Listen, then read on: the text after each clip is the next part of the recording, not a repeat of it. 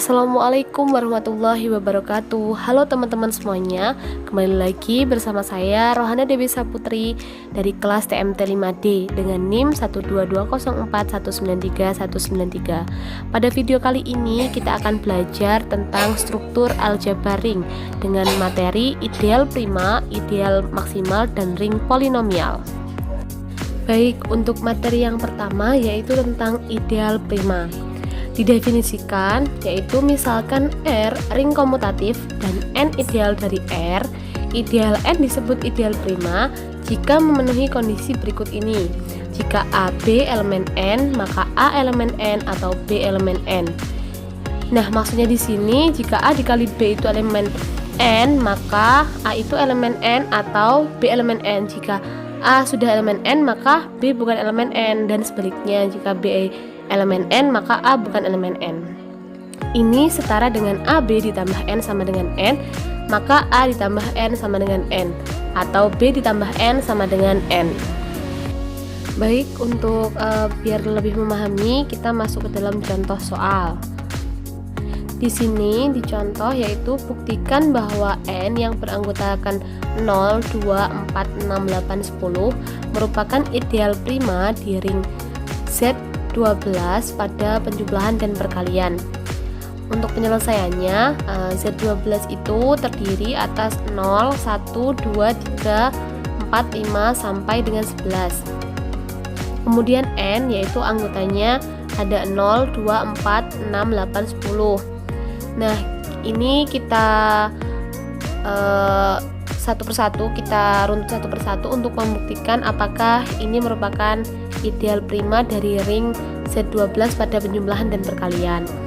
Untuk N sama dengan 2, maka 2 dikali 1, di mana 2 elemen N atau 1 bukan elemen N, maka ini disebut ideal prima. Kemudian untuk N sama dengan 4, maka 2 dikali 2, di mana 2 elemen N, maka ini ideal prima juga.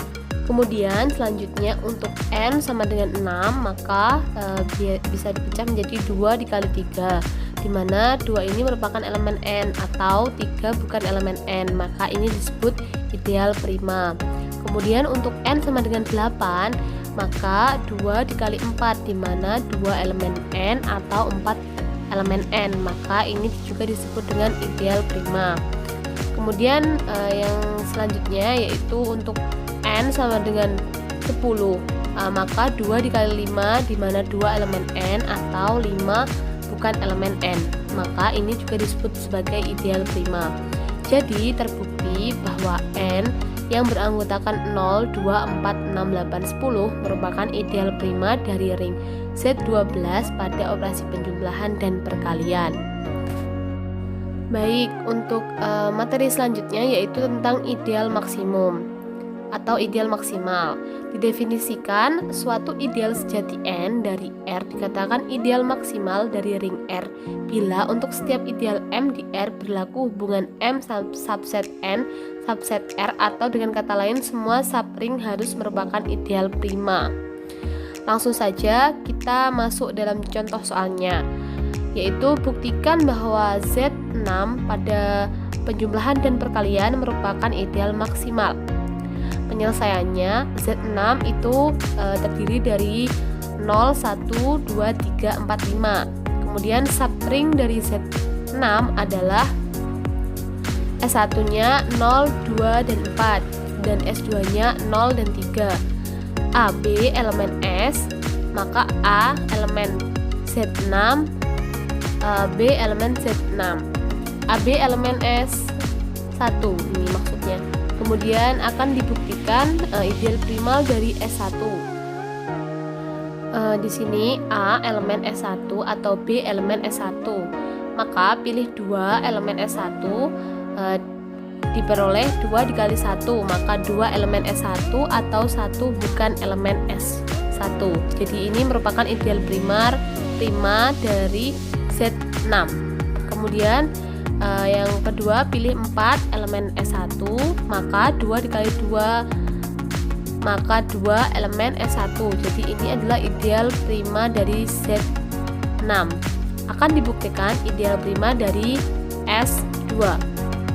A elemen S2 atau B elemen S2. Pilih 3 elemen S2, maka 3 dikali 1, maka diperoleh 3 elemen S2 atau 1 bukan elemen S2. Jadi ini juga disebut dengan ideal primal dari Z6. Jadi terbukti bahwa Z6 pada operasi penjumlahan dan perkalian merupakan ideal maksimal. Materi yang terakhir yaitu tentang ring polinomial. Definisi: andaikan R adalah suatu ring komutatif, himpunan Rx sama dengan A0 ditambah A1 dikali X ditambah A2 dikali X kuadrat ditambah dan seterusnya sampai AN dikali X pangkat N untuk AI elemen R dan N elemen Z positif disebut sebagai ring polinomial atas R dalam indeterminate X. Untuk lebih jelasnya kita akan masuk ke dalam contoh soalnya. Contoh soalnya, diperhatikan bahwa fx sama dengan 2x pangkat 4 ditambah 2 dan gx sama dengan 2x pangkat 4 merupakan dua polinomial yang koefisiennya merupakan elemen di Z4. Diperhatikan bahwa yang pertama fx ditambah gx sama dengan 2x pangkat 4 ditambah 2 ditambah 2x pangkat 4 sama dengan 2x pangkat 4 ditambah 2x pangkat 4 ditambah 2, maka diperoleh sama dengan 0 dikali x pangkat 4 ditambah 2, jadi diperoleh sama dengan 2. Kemudian yang kedua, fx dikali gx sama dengan 2x pangkat 4 ditambah 2 dikali 2x pangkat 4 sama dengan 0 dikali x pangkat 4 ditambah 0 dikali x pangkat 4 sama dengan 0. Terlihat bahwa derajat fx ditambah gx sama dengan 0 dan derajat fx dikali gx tak terdefinisi. Cukup sekian materi yang bisa saya sampaikan. Ada kurang lebihnya saya mohon maaf. Terima kasih. Wassalamualaikum warahmatullahi wabarakatuh.